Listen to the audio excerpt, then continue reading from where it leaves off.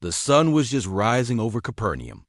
Merchants began opening their shops, families were starting their day, and fishermen were heading home after a long night on the water.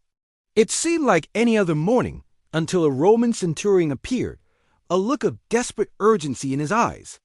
Now, this wasn't just any soldier. He was a centurion, a commander of over 100 men. He was disciplined, respected, and a powerful symbol of Roman authority. But on this day, none of that power, none of that authority mattered, because someone he cared for deeply was in agonizing pain. His servant, a young man in his household, lay paralyzed at home, suffering terribly. And with all his military might, the centurion was completely helpless. But he had heard stories about a man named Jesus, stories of incredible healing, of deep compassion, of a hope that seemed to defy all logic. And so, this Roman officer, a Gentile, an outsider, went searching for the Jewish teacher everyone was talking about. When he finally found Jesus, he didn't make demands. He didn't issue commands.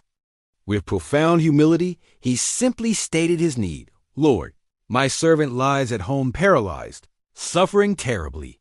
Jesus' response was immediate and compassionate. I will come and heal him. Now, this would have shocked everyone who heard it. A respected Jewish rabbi offering to enter the home of a Roman soldier? That flew in the face of all cultural norms and religious tensions of the time. But Jesus never allowed human-made barriers to stand in the way of extending grace to someone in need. However, before Jesus could even take a step, the centurion stopped him. He shook his head and said, Lord, I am not worthy for you to come under my roof. Just think about that for a moment. A powerful Roman commander, a man used to giving orders, telling a traveling Jewish teacher, I'm not worthy. Then he spoke the words that would echo through history, words that made even Jesus stop and marvel. But only say the word, and my servant will be healed. The centurion explained, For I myself am a man under authority, with soldiers under me. I tell this one, Go, and he goes. And that one, Come, and he comes. I say to my servant, Do this, and he does it. He was essentially saying, I understand how authority works. I see it in you. You don't need to be physically present. Your word alone has the power to get it done. When Jesus heard this, the scripture says he was astonished. The Son of God was amazed. He turned to the crowd around him and declared, Truly I tell you, I have not found anyone in Israel with such great faith. Think about that. All the people who had grown up with the scriptures, the priests, the religious scholars, none had demonstrated a faith as pure and powerful as this Roman soldier. Then Jesus looked directly at the centurion and said, Go, let it be done for you as you have believed. And at that very moment, not after a long walk, not after a complicated ceremony, but right then and there, the servant was completely healed. This story is about so much more than just a physical miracle. It's a powerful illustration of true humility.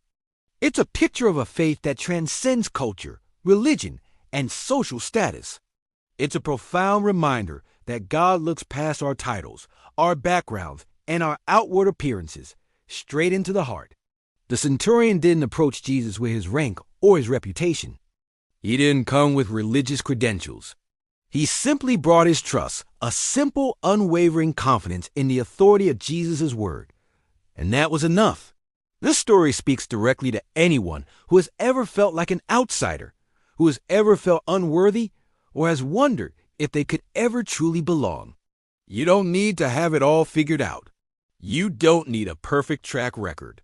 Faith begins right where our pride ends, in the simple, humble belief that the word of Jesus is powerful enough. And as this story shows, sometimes the greatest miracles happen at that beautiful intersection of humility and faith. Thanks for watching. If this story moved you, please hit that like button and subscribe for more content that inspires. We'll see you in the next one.